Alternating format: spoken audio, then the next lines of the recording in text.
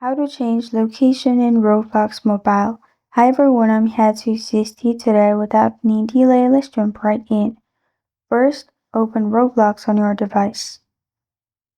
Here, you'll find this kind of screen pop up. Click on More at the bottom right corner of your screen. Then, scroll down, click on Settings. After you click on Settings in here, click on Account Info at the top, which will lead you to this page.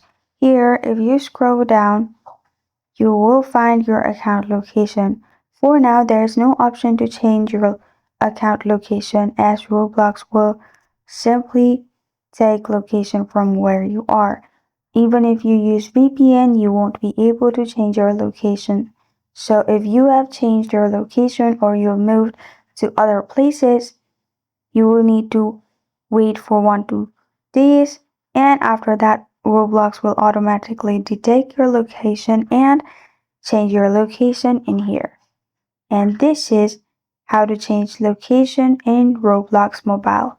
Thank you for joining me today. If this video helps you out, please leave a like and subscribe for more.